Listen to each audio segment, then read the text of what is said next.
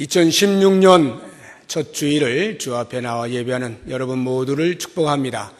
우리 교회가 2016년에는 오직 의인은 믿음으로 말미암아 살리라 하는 표를 가지고 한 해를 나아가고자 합니다.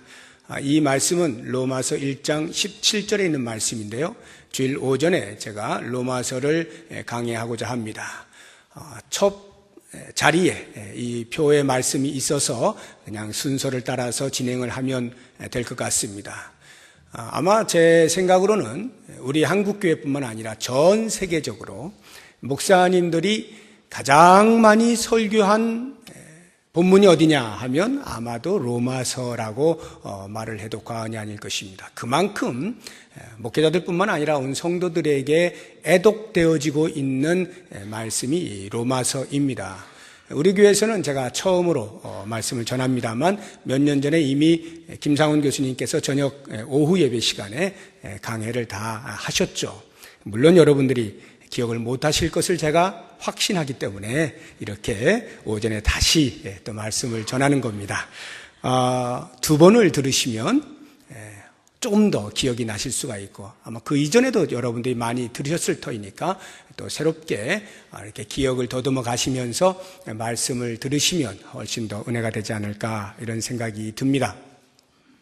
로마서는요, 원래 이름은 로마인서입니다. 로마는 지역 이름이고 로마인 하면 사람 이름이죠. 로마에 있는 교회의 성도들에게 쓴 편지라고 해서 로마인서가 정확한 말이 되겠습니다만 뭐 그거나 저거나 비슷하니까 그냥 로마서 하는데요. 이 로마서는 고린도라고 하는 지역에서 이 사도 바울이 제3차 전도 여행 끝 무렵 약 AD 57년경 한 3개월 정도를 고린도에서 머물고 있었는데 그때에 쓴 것으로 보여지고 있습니다. 이 로마서를 쓰면서 그의 마음에는 로마에 가고 싶은 마음이 간절했고 그것을 편지 속에 여과 없이 다 적어 놓았습니다. 내가 몇 번이나 너희들에게 가려고 했는데 이것저것 막혔다.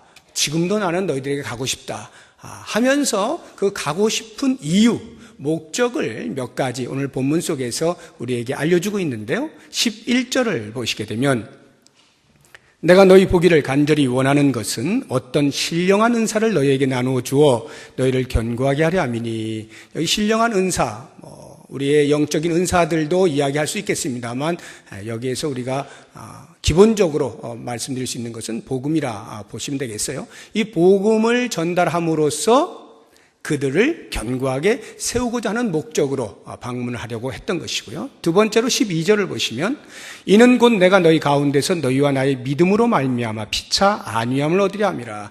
너희와 나의 믿음으로 말미암아. 바울은 바울대로 자기의 믿음을, 성도들은 성도들대로의 믿음을 서로 이야기하면서 피차의 위로를 받고 격려하는 그러한 목적을 가지고 방문하려 했다 하는 것입니다. 세 번째 13절을 보시면 형제들아 내가 여러 번 너희에게 가고자 한 것을 너희가 모르기를 원하지 아니하노니 이는 너희 중에서도 다른 이방인 중에서와 같이 열매를 맺게 하려 함이로되 열매를 맺게 하기 위하여 가고자 했던 것을 볼 수가 있습니다. 더 보자고 한다면 14절 15절에 보면 복음의 빚진 자의 심정으로 그 빚을 갚는 마음으로 복음을 전하기 위하여서 이제 가려고 한다라고 하는 이런 것들을 우리가 볼 수가 있습니다. 이 로마 방문의 목적 말고 로마서를 편지를 쓴 목적은 그럼 뭘까라고 할 때 크게 두 가지를 보는데 하나는 복음에 대한 확신을 심어주기 위해서 복음을 체계적으로 아주 깊이 있게 다뤄놓았습니다. 다른 어떤 서신서에도 발견할 수 없을 만큼 방대하게 폭넓게 해놓은 것이 이 로마서입니다. 또 하나는 그가 서바나 서쪽 끝으로 계속해서 복음을 전하러 가고 싶었던 거예요. 아마도 모르겠습니다. 그 당시에 바울은 거기가 땅 끝이라고 생각했는지는 모르겠습니다만 아무튼 더 서쪽으로 가기를 원하는데 그 전진 기지로 로마 교회를 삼고 싶었던 겁니다. 그래서 내가 너희 교회에 가게 되면 너희들이 나를 좀 파송해다오. 이러한 미리 준비를 시키기 위하여서 요청하는 차원에서 이제 편지를 썼던 것을 볼 수가 있습니다. 그래서 이 로마서 전체 1장에서 16장까지를 보게 되면 한마디로 주제가 뭐냐라고 하면 우리의 표 오직 의인은 믿음으로 말미암아 살리라. 이걸 더 줄이면 두 글자로 복음. 이 복음이 전체 주제가 되어서 그것을 중심으로 해서 계속 말을 해 나가고 있는 것을 볼 수가 있습니다. 자, 그러면 오늘 우리가 읽은 16절과 17절의 말씀을 좀 중점적으로 해서 복음이 무엇인지에 대해서 살펴보려고 하는데, 먼저 사도 바울이 이렇게 말하고 있습니다. 내가 복음을 부끄러워하지 아니하노니. 여러분, 그냥 이렇게 읽으시면 재미가 없어요. 사도 바울이 왜 내가 복음을 부끄러워하지 않는다라는 말을 할까를 생각을 해보세요. 저는 그 생각을 하자마자 곧바로 이거 아닌데 라는 생각이 들었어요. 왜냐하면 사도 바울은 복음 때문에 목숨을 건 사람 아닙니까? 복음에 미친 사람이고 복음에 빚진 자로서 자기의 목숨을 걸고 복음을 전하는 사람인데, 그런 사람이 표현하는 것이 내가 복음을 부끄러워하지 아니하노니, 이건 너무 약해요. 믿음이 별로 없는 사람이 쭈삣쭈삣 하다가 그래도 불신자를 만나가지고 그래도 내가 예수 믿는 사람인데 하면서 겨우 꺼낼 수 있는 말, 그래도 내가 복음을 부끄러워하진 않지, 이럴 때 쓰는 말이지. 이거는 복음 때문에 정신을 못 차릴 만큼 전 세계를 돌아다니고 있는 그 믿음의 거장이 복음을 부끄러워하지 않는다는 말을 쓰기에는 좀 안 어울리는 말이에요. 그러면 사도 바울이 이런 말을 썼을 때는 복음을 부끄러워할 만한 어떤 상황이 있다, 이런 거죠. 적어도 로마 교회에 있는 성도들이 복음을 부끄러워할 만한 어떤 상황이 있었겠구나. 그러니까 그것을 단단히 하기 위해서 이런 말을 쓰는구나. 아니면 사도 바울 자체도 그렇게 믿음의 거장이지만 복음을 위해서 목숨을 불사한 사람이지만 혹 그럴 수도 있었겠구나 하는 어떤 그런 짐작을 해볼 수 있어야 하는 것입니다. 예수 그리스도는 우리를 위해 십자가를 지셨잖아요. 예, 이게 듀얼이라는 거예요. 듀얼. 예, 이중으로 이렇게 나오는 거예요. 야, 이거 신기하네요. 어디서 나오는 걸까요, 세상에 이거? 그런 말도 안 되는 얘기에 취해서 그렇게 살아요. 그 여러분은요? 이게 지금 저 밑에서 중고등부 설교 같네요. 예. 한 자리에서 이게 두 편의 설교를 동시에 이렇게. 네. 복음을 부끄러워할 이유가 뭐가 있을까? 한번 생각해 보세요. 여러분, 그 고린도 교회에 사도 바울이 갔을 때 그런 말씀을 한 적이 있어요. 유대인들은 표적을 구하나 헬라인들은 지혜를 찾으나 나는 오직 십자가만을 전하겠다, 이렇게 말씀을 하고는 유대인들에게 있어서 그 십자가는 거리끼는 것이고 헬라인들, 이방인들에게 있어서 십자가는 미련한 것이다 라고 말을 했거든요. 그 말을 잘 이해를 해보세요. 유대인들은 표적을 구합니다. 하나님의 능력을 구하고 있어요.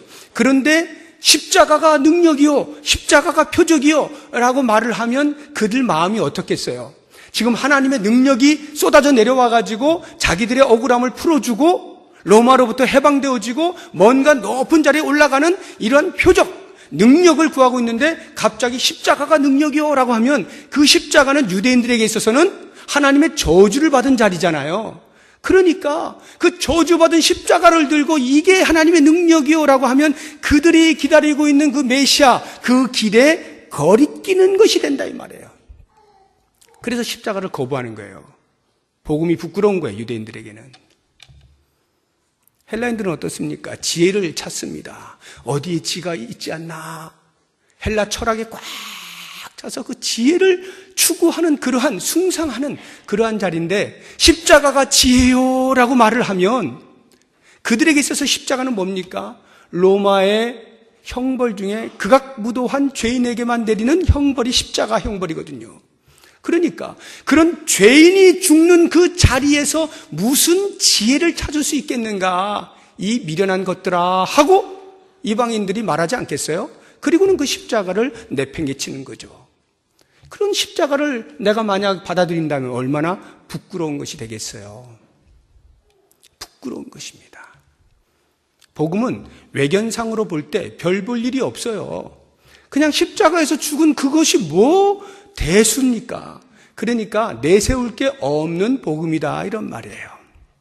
실제로 사도 바울이 고린도 교회를 갈 때 그곳에 방문하여서 그 헬라 철학으로 충만해 있던 그곳, 그러니까 가는 곳곳마다 지혜가 충만한 철학자들이 여기서도 말하고 저기서도 말하고 얼마나 달변가들이 많았겠어요.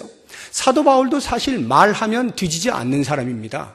그런데 그 사도 바울조차도 그런 달변가들 앞에서는 그저 평범한 사람에 불과한 거예요. 그러니까 사도 바울이 그런 고린도 그 지역의 그런 분위기에 순간 움찔할 수가 있었겠죠. 그래서 고린도전서 2장 3절에 보면 이렇게 표현을 해놓고 있어요. 자기 자신을 약하고 두려워하고 심히 떨었노라. 도착을 했는데 그런 분위기들이 있어요. 그러니까 갑자기 약하고 두려워하고 심히 떨게 될 수밖에 없었다. 내가 어디 가가지고 복음에 대해서 뭐 줄줄줄줄줄 말해가지고 그 사람들보다 더 멋지게 항변을 할 수 있을 만하지 못하다 이 말이에요. 그러니까 복음이 아주 순간 오 하고 위축이 될 수 있었다 이 말이죠. 그런데 실제로는 사도 바울이 분위기 때문에 잠깐은 그럴 수 있었지만 조금만 생각하면 그게 아니잖아요. 그거 아닌 것을 알잖아요. 그러니까 내가 복음을 부끄러워하지 아니하노니 너희들 혹시 그런 복음이 부끄러울 만한 어떤 상황이 있느냐? 내가 복음을 부끄러워하지 아니하노니 이 복음이 어떠함을 너희들이 잘 알기를 원한다 하고 그 다음부터 쭉 복음에 대해서 말씀해 놓은 것이 16절, 17절 말씀이에요. 그리고는 이 복음을 잘 설명해내기 위해서 복음과 아주 유사하고 밀접한 몇 개의 단어들을 계속적으로 우리들에게 보여주고 있습니다. 16절에 보니까 내가 복음을 부끄러워하지 아니하노니 이 복음은 모든 믿는 자에게 구원을 주시는, 구원이라고 하는 단어, 이 용어가 복음하고 밀접하죠. 그 다음에 나오는 하나님의 능력, 복음이 하나님의 능력이라고 할 때 이 하나님의 능력도 복음과 아주 밀접하죠. 17절에 복음에는 하나님의 의가 나타나서 할 때 이 하나님의 의 또한 복음과 아주 관계가 있습니다. 믿음으로 믿음에 이르게 하나니 할 때 믿음, 이 믿음이 또한 복음과 아주 가까운 용어죠. 이러한 용어들을 등장시켜서 복음을 그 색깔을 확실하게 드러내놓고 있는 것인데요. 이러한 그 유사 용어들이 복음과 어떤 관계를 가지면서 우리에게 들려지고 있는가 하는 것을 제가 간단하게 말씀을 드려보겠습니다. 먼저 하나님의 능력에 대해서 우리가 생각을 해보면 하나님의 능력이라고 하는 것은 복음의 진면목을 드러내는 말이에요. 제가 말씀드렸죠? 복음이 외견상으로 볼 땐 부끄러운 거예요. 그리스도의 십자가 자랑할 게 뭐가 있습니까? 그러나 진면목을 들여다보면 그 십자가가 엄청난 능력, 하나님의 능력이 된다라고 하는 것입니다. 여러분, 이 능력이 헬라어로 디나미스입니다. 사람들이 이 디나미스라고 하는 헬라어에서 영어 한 단어가 파생됐다라고 보는데요. 다이너마이트라는 말 아시죠? 다이너마이트가 이 디나미스에서 나왔다라고 보는데, 다이너마이트, 폭파하면 전부 쓸어버리는 거죠. 초토화가 되어버리는 이 다이너마이트. 하나님의 능력. 복음이 임하면 그곳이 초토화가 된다는 거예요. 그럼 뭐가 초토화가 되는가? 뭐가 부서지는가? 우리의 죄, 우리의 교만, 우리의 악독, 우리의 무지, 이와 같은 것들이 복음을 만나게 됐을 때 터져버린다는 거예요. 부서져버린다는 것입니다. 녹아져 내린다는 것이죠. 그래서 이 복음에 부닥쳐서 깨지지 않는 사람이 없어요. 천하의 깡패라고 소문났던 일제시대의 김익두 목사님이 예수님 만나고 확 뒤집어져서 목사 되지 않습니까? 똥통을 뒤집어서도 그냥 허허 웃고 말지 않아요? 옛날 같으면 너 했는데 지금이니까 내가 참는다 이러면서. 또는 우리가 잘 아는 도끼 살인마로 유명한 고재봉 씨 같은 사람, 이 사람이 교도소에서 그냥 거의 대부분을 다 교화시키지 않습니까? 복음을 만나버리면 자기도 뒤집어지고 주변도 뒤집어지는 이런 일이 생기는 거예요. 대표적으로 사도 바울을 보시면 되겠죠. 사도 바울이 어떤 사람입니까? 복음을 이야기하는, 대변하는 예수 그리스도 믿는 사람은 무조건 잡아다가 감옥에 넣는 사람 아닙니까? 자기 동네가 좁으니까 딴 동네까지 가면서 원정을 해가면서까지 일을 갈면서 한 사람 한 사람을 다 잡아들이고 있던 사람 아니에요? 그렇게 바리새인 중에 바리새인으로 율법에 충실했던 그 바울이 다메섹으로 가는 길에서 빛으로 오신 예수 그리스도를 만나게 되면서 그 자리에서 꼬꾸라지죠. 그리스도를 만나면서 깨어져 버리죠. 그러니까 어떻게 됩니까? 그 다음부터는 복음으로 인하여서 새 사람 되어지고 복음을 위해서 자기 목숨을 던지는 이러한 사람이 되지 않습니까?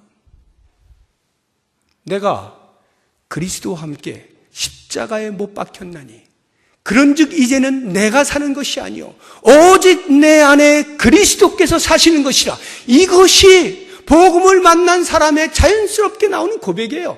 난 죽었다 이 말이에요. 다이너마이트에 터져 죽었다는 거예요. 그리고 이제는 내 안에 그리스도께서 사시니 복음의 주인이신 예수 그리스도를 위하여 나는 사는 존재로 바뀌었다.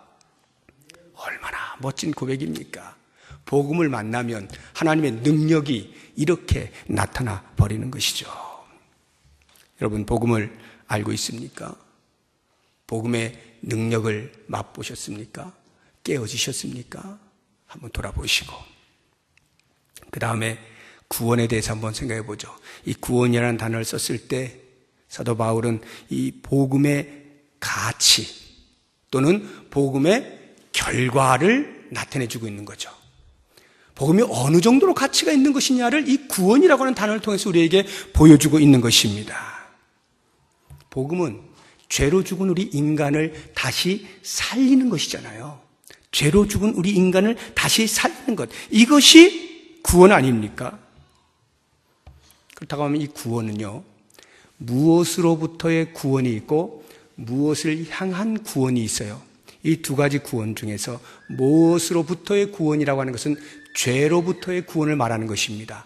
죄로부터의 구원을 좀 더 상세하게 시간 개념으로 과거, 현재, 미래의 구원으로 나누어 보면 과거의 구원이라고 하는 것은 죄의 주인으로부터의 구원이에요. 죄의 주인 사탄으로부터 해방을 얻은, 더 이상 사탄의 노예가 아닌 그 죄의 주인으로부터 노임을 받은 구원을 받은 것입니다. 그랬음에도 불구하고 우리가 여전히 죄에 오염되어져 있는 상태로 살기 때문에 그 오염의 흔적들이 지금 내가 살아가고 있으면서도 가끔씩 나타낼 때가 있어요. 그러나 그것조차도 구원이 일어나는 것입니다. 현재의 구원도 여전히 일어나는 거예요. 그 죄의 오염으로부터도 계속해서 우리를 정결하게 성화의 삶을 살 수 있도록 만들어 주시는 거고요. 마침내 미래의 구원인 죄의 형벌로부터의 구원이 또한 있습니다. 죄의 형벌이 뭡니까? 영원한 사망이잖아요. 그런데 그리스도께서 사탄을 꽉 눌러놓으시고 그 사망 권세를 깨뜨리시고 부활하심으로 우리로 하여금 하나님과 다시 관계를 맺을 수 있는 하나님의 자녀 삼아주시지 않습니까? 이러한 미래적 구원까지 우리에게 다 주어지고 있는 거예요. 이러한 무엇으로부터의 구원뿐만 아니라 어디를 향한 구원, 우리가 죄로부터 구원받기만 하면 다 끝난 게 아닙니다. 구원받은 자가 구원받은 자답게 사는, 다시 말하면 죄로부터 자유자가 되었어요. 그러나 그 자유자는 그냥 내 마음대로 하는 자유가 아니라 하나님의 거룩을 향하여 가는 구원, 거룩한 자유자가 되어야 되는 것이고요. 예수 믿는 사람답게 살아가는 책임감 있는 삶, 책임 있는 자유자로 사는 이 어디로 향하는 구원 역시도 복음 안에 들어가 있다라고 하는 것입니다. 이게 구원이에요. 복음의 가치, 우리의 삶을 바꾸어 놓는 거죠. 그 다음 하나님의 의는 과연 복음과 어떠한 관계가 있는가? 하나님의 의라고 하는 것은 복음의 내용을 알려주는 말입니다. 우리가 보통 복음의 내용 하면 어떻게 이야기하죠? 복음의 내용이 뭐요? 하면 뭘 얘기하셔요? 예수님 얘기하잖아요. 복음의 내용이 뭐요? 하면 예수님, 좀 더 구체적으로 하면 예수님의 십자가의 죽으심과 부활 이렇게 얘기하죠. 뭐 좀 더 길게 하면 뭐 예수님의 일대기를 쭉 이야기할 수가 있겠죠. 그리스도의 십자가와 부활, 이 복음의 핵심 아닙니까? 이게 복음의 내용이에요. 그런데 제가 지금 하나님의 의를 복음의 내용이라고 말을 할 때는 예수 그리스도가 복음의 내용이라고 하는 그것보다 더 근원적인 복음의 내용이 하나님의 의라고 하는 것입니다. 복음의 내용이 무엇입니까? 예수 그리스도입니다. 예수 그리스도가 그래서 어떻게 되는데요? 라고 할 때 그 예수 그리스도가 등장하게 되어지는 근원적 복음의 내용이 하나님의 의라고 하는 것입니다. 그래서 로마서 3장 21절에 보게 되면 율법 외에 하나님의 한 의가 나타났으니 라고 말을 하고 있는데요. 이 하나님의 의가 무엇인지를 알기 위해서 하나님의 의 아닌 다른 것을 대조해서 생각을 해보는 거예요. 그게 율법이거든요. 하나님의 의와 율법, 율법 외에 하나님의 한 의, 이 율법과 하나님의 한 의, 이게 어떤 차이가 있을까? 그렇다고 해서 율법이 구약에 있었던 것인데 그 율법이 안 되니까 하나님께서 대안으로 신약시대에 와서 복음을 제시하신 거구나. 이렇게 생각하시면 안 됩니다. 복음과 율법 그렇게 생각하시면 안 되고요. 이 율법이 안 돼서 복음이 온 게 아니라 율법 자체가 이미 복음을 이야기하고 있다는 것을 알 필요가 있어요. 우리 2절 말씀을 보세요. 2절 말씀 보시면 이 복음은 하나님이 선지자들을 통하여 그의 아들에 관하여 성경에 미리 약속하신 것이라. 이미 선지자들을 통하여 약속해 놓으신 복음이에요. 구약에 이미 약속되어진 말씀, 율법 안에도 있어요. 그런데 왜 사람들이 그 율법에서는 복음을 알 수가 없었을까? 이겁니다. 율법과 하나님의 의의 결정적 차이는 율법은 내가 하는 의예요. 능동적 의입니다. 내가 찾는 의예요. 복음은 내가 찾지 못해요. 위에서부터 주어지는 의입니다. 그런 면에서 수동적이에요. 하나님께서 주시지 아니하면 발견되지 아니하는 의예요. 이게 차이입니다. 그래서 율법 아래에 있을 때에는 사람이 몸부림을 칩니다. 어떻게 하면 죄에서부터 구원함을 받을 수 있을까? 명상도 해보고요, 참선도 해보고요, 선행을 베풀어 보기도 하고요, 고상한 윤리나 철학이나 아니면 종교를 쫓아가 보기도 합니다. 그렇지만 그것으로 구원받을 길이 없는 거예요. 이걸 알려주는 게 율법이에요. 하나님의 의는 그러한 인간의 한계를 아시고 하나님께서 하늘문을 여시고 우리들에게 보여주시는 의, 우리가 그냥 받아지는 의, 이게 결정적 차이예요. 그래서 복음이라고 하는 것은 예수 그리스도를 말하기 이전에 더 근원적으로 가면 하나님의 복음이라는 걸 알 수가 있어요. 1절을 보세요. 예수 그리스도의 종 바울은 사도로 부르심을 받아 어떻게 해요? 하나님의 복음을 위하여. 사도 바울은 정확히 알고 있는 거예요. 하나님의 의, 이것이 복음이에요. 하나님의 복음, 하나님으로부터 오는 의. 그래서 우리 기독교를 영어로 하면 do의 종교가 아니라 단의 종교라 그래요. 무엇을 함으로써 얻을 수 있는 종교가 아니라 이미 되어진 것을 받아들이는 종교다 이 말이에요. 그리스도께서 우리를 위하여 행하신 바, 그 의, 그것을 우리가 받아들이는 단, 이미 되어진 그런 종교다라고 하는 것입니다. 하나님이 준비하신 의가 뭐예요? 예수 그리스도죠. 하나님의 한 의, 예수 그리스도. 그래서 9절 말씀을 보게 되면 내가 그의 아들의 복음 안에서 이렇게 표현하잖아요. 예수님의 복음이라고 표현을 하죠. 복음의 내용이 예수 그리스도니까 예수님의 복음 이렇게 말을 하고 있는 것입니다. 이 하나님의 의, 이것은 우리의 복음의 내용을 말해주고 있다. 자, 이제 마지막으로 믿음을 한번 보시죠. 믿음이라고 하는 단어가 이제 나오는데요. 이 믿음과 복음이 어떤 관계냐 하면 복음의 효력을 발생시키는 수단, 이게 믿음이에요. 복음의 효력이 뭡니까? 복음이 다가와서 사람을 바꾸어내는 것, 죄로부터 구원시키는 것, 그래서 거룩의 삶을 살게 하는 것, 이것을 가능하게 하는 그 효력을 발생시키는 수단으로 믿음이 반드시 필요하다라고 하는 것입니다. 죄로부터 구원받는 일에 있어서 우리가 어떻게 그 은혜에 의하여 믿음으로 말미암아 이렇게 표현하고 있잖아요. 믿음으로 말미암아 우리가 구원을 받는 거예요. 죄로부터 구원을 받아요. 그런데 이 믿음은요, 그 죄로부터의 구원뿐만이 아니라 거룩으로의 구원, 성화로의 구원을 위해서도 반드시 믿음이 수단으로 필요하다라고 하는 게, 그것이 오직 의인은 믿음으로 말미암아 살리라라고 하는 이 표현입니다. 여러분, 이것은 사도 바울이 처음 한 말이 아니에요. 원래 이 말은 하나님께서 하박국 선지자에게 주신 말씀입니다.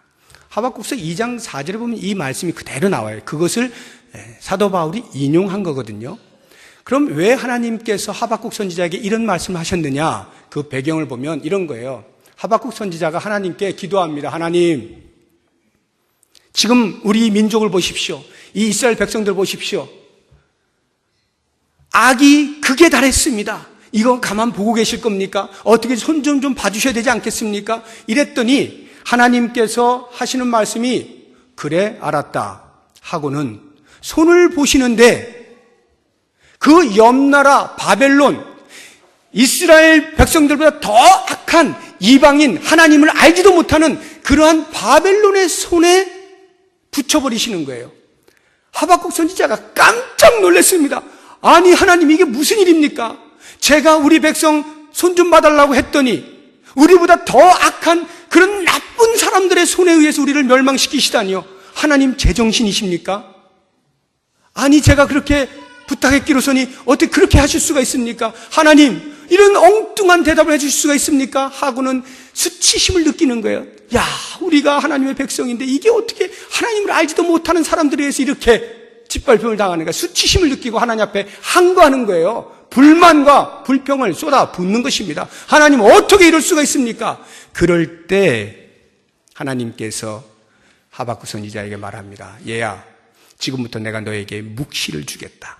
그것을 책에 써라. 그리고 너희들이 달려가면서도 읽을 수 있을 만큼 그렇게 만들어 놓아라. 그 묵시의 말씀을 쭉 주시면서 제일 뒤에 하시는 말씀이 이 말씀이에요. 의인은 믿음으로 말미암아 살리라. 여러분, 이게 무슨 뜻이에요? 지금 하박국 선지자가 열이 났어요. 지금 이럴 수가 있습니까? 하고 있는데 하나님이 묵시의 말씀을 주신 다음에 오직 의인은 믿음으로 말미암아 살리라. 네가 이 상황 바꿀 수 있니? 너 뭐 할 수 있는 게 있니? 없잖아. 그럼 너 뭐 해야 되겠어? 그냥 믿는 거야. 그냥 믿는 거야. 이 땅이 네가 원하는 대로 바뀌기를 원하지만 설령 그렇게 되지 않는다 할지라도 그냥 나를 믿는 믿음으로 살아. 하나님께서 하박국 선지자에게 요청하시는 것이 이거예요. 우리들은 우리의 눈에 뭔가가 보이기를 원하는 거예요. 내가 원하는 대로 바뀌어지기를 원하는 거예요. 그것이 하나님이 원하시는 것이라고 착각을 하면서 우리가 원하는 대로 좀 보여주세요를 끊임없이 외치는 거예요. 그때 하나님이 우리에게 말씀하시는 겁니다. 그건 네 소관이 아니다. 내가 알아서 할 테니까 너는 그냥 내 앞에서 믿어. 나를 믿기만 해. 그러면 내가 알아서 때에 맞게 해줄게. 여러분, 이게 믿음이에요. 이게 믿음이에요. 우리는 믿음을 우리의 손에 자꾸 움켜쥐려고 하는 거예요. 내가 엄청나게 큰 믿음을 가져서 하나님을 움직여가지고 내가 원하는 것을 따내는 것을 믿음이라고 착각을 하는 겁니다. 그런데 하나님께서는 이렇게 말씀하시는 거예요. 네가 통제할 수 없는 거에 대해서 손을 떼라. 그건 내가 할게. 네가 할 수 있는 거 해. 너는 나를 믿어. 오직 믿음으로 사는 거야. 사도 바울이 왜 로마 교회에 편지를 쓰면서 왜 이 하박국 선지자의 들려졌던 이 말씀을 인용하여 썼을까요? 아마 모르긴 몰라도 바울의 눈에 로마 교회도 하박국 선지자가 그 당시에 느꼈던 비슷한 것을 아마도 그 성도들이 느꼈을 것이라 짐작을 하고 이 말씀을 쓴 것 같아요. 로마 교회가 어떤 교회입니까? 사도들이 가지도 않은 곳이에요. 바울이 전한 곳이 아니에요. 그건 자생적으로 발생했어요. 오순절 성령 강림 때 외부에서부터 왔던 디아스포라 유대인들이 흩어져 가면서 거기에서 교회를 세워갖고 자생적으로 큰 교회입니다. 바울은요, 복음이 전해진 곳에 또다시 복음을 전하지 않는 것이 그의 성격이었어요. 15장에 보면 그게 나와요. 다른 사람의 터 위에 내가 건축하지 않겠다. 복음이 전해진 곳엔 또 전하지 않겠다. 이게 그의 일반적인 생각이에요. 그런데 로마 교회는 이미 복음이 어떠한 경로를 통해서든지 받아들여졌어요. 그리고 교회가 세워졌습니다. 예수를 믿는 교회로서 자라고 있어요. 그런데 왜 거기에다가 복음을 이렇게 전하려고, 복음을 가르치려고 애를 썼을까요? 필요하니까 그런 거죠. 뭔가 필요했던 거예요. 그 필요라고 하는 것은 정상적으로 사도들에 의해서 차곡차곡 교육을 받지 아니한 것이기 때문에 자칫 소수의 유대인들이 아마 율법주의적으로 복음을 접목시켰을는지 모르겠습니다. 그래서 그 율법주의를 빼내기 위해서 복음을 일부러 강조한 것일 수도 있어요. 반대로 이야기하면 대다수를 차지하고 있는 이방인 성도들이 율법 아무것도 아니야 라고 내팽개치면서 자기들의 자유를 만끽하고 방종하고 있는 그 부분에 대하여서 복음을 새롭게 가르쳐주고 그리스도인답게 사는 것이 무엇인지를 알려주기 위해서 복음을 제시할 수가 있습니다. 그러나 그것보다 더 중요한 것은 이 하박국 선지자와 연결해서 우리가 볼 때 로마 교회가요, 중간에 로마 황제 클라우디우스 황제 때에 일시적으로 유대인들이 로마에서 추방당한 때가 있었습니다. 예수 믿는 사람들이 어떤 일들을 했다라는 소문이 나면서 그것을 무마시키기 위해서 이 황제가 그냥 전체를 다 추방을 시켰거든요. 그럼 생각을 해보세요. 차곡차곡 교육받은 교회가 아닌데 그 핵심인 유대인들이 쑥 다 빠져갔으니까 이방인들만 남아있는 교회 어떻겠어요? 휘청휘청 그러지 않았겠습니까? 그랬을 때 그 남아있는 어린 신앙을 가진 이방인들이 생각하는 것은 교회가 왜 이러지? 왜 이러지? 왜 이런 일이 벌어지지?